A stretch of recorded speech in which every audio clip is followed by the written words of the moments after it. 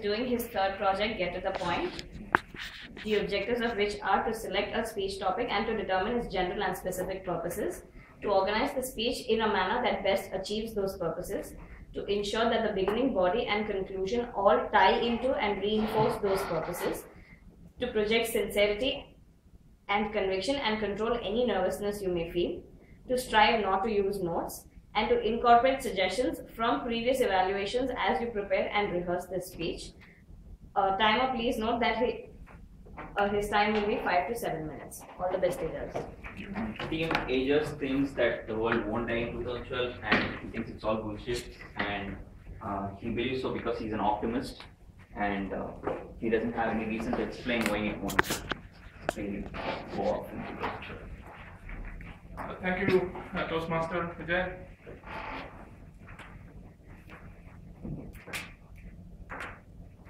I'm here to talk about conquering fear. Fear is ubiquitous. It is everywhere.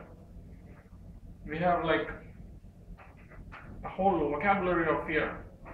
We have a whole dictionary that says that attaches prefixes to the word phobia to give a new meaning to a fear. The fear of the number 13 is called triskaidekaphobia. We really do not want to know that.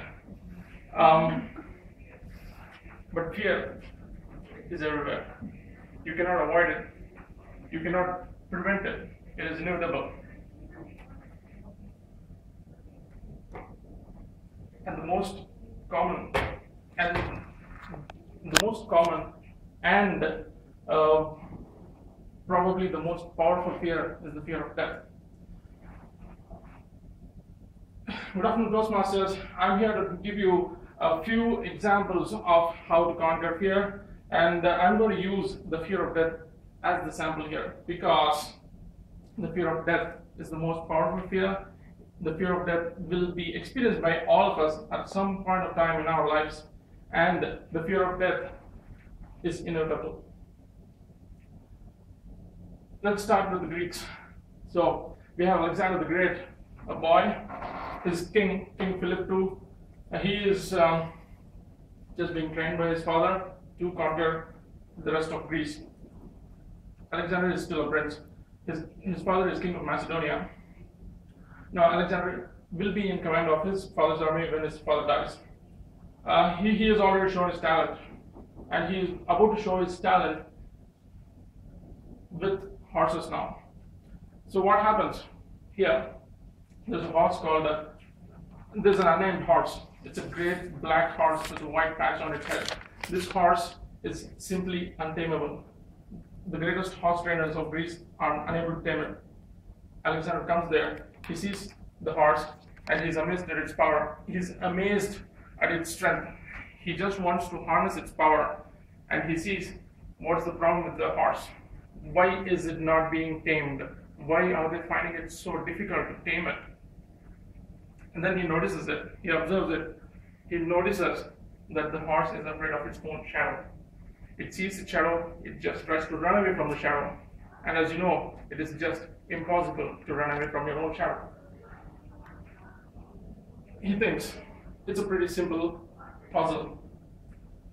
Dang, why is a horse afraid of a shadow? No. So let us take the shadow away from it. The shadow will only see its shadow when it is facing away from the sun. So he turns it, he pats it, he slowly turns it away towards the sun, the shadow is gone. Wow, the horse's fear is gone. The shadow is not there. The horse begins to run, Alexander tames it, and the horse becomes his partner. It was there in all his major battles. He was on it when he was conquering his greatest, when he was on his worldwide conquest, and it was there when he was about to land into India. He just died about a few months before the battle of Porus. The next example, this is the real fear of death. Okay, I'm not sure if you guys have heard of the Aztec Empire. So the Aztec Empire was like the Chola Empire of Tamil Nadu, except that it was not in Tamil Nadu, it was in Mexico.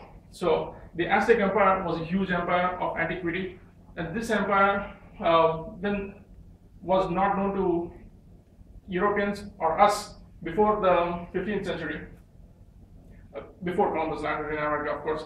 But they were already there. It was a huge empire, and the Spanish. Okay, Columbus was Spanish, so they first landed in America. They wanted to conquer the whole land, and they saw that the whole land was rich in gold, rich in lots of natural resources, except that they had to go via ship.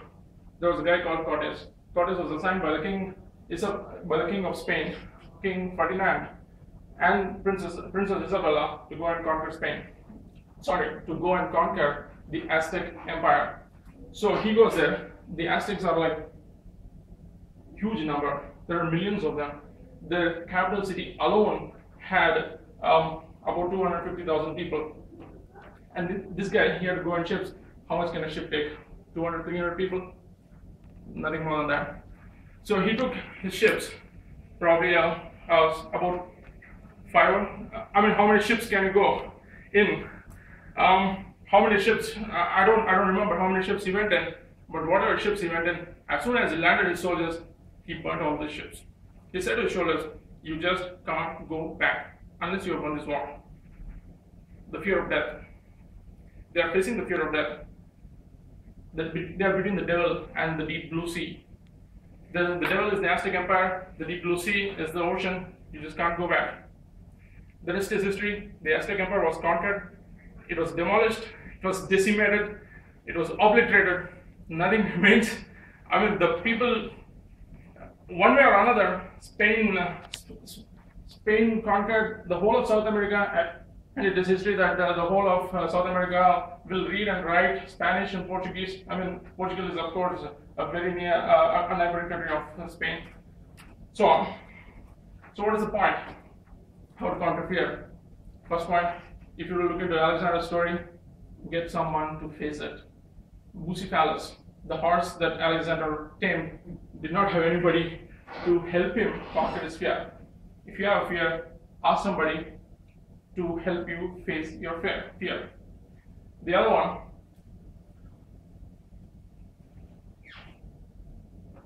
face it.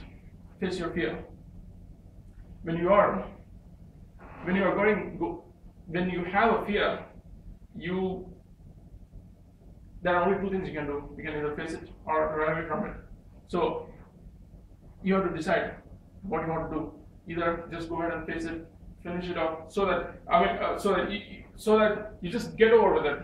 I mean, you have already faced it, so it's over, finished. So Cortes's men, they're looking at this war, this huge population.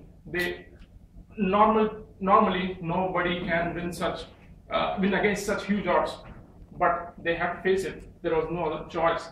They just faced it and they won it.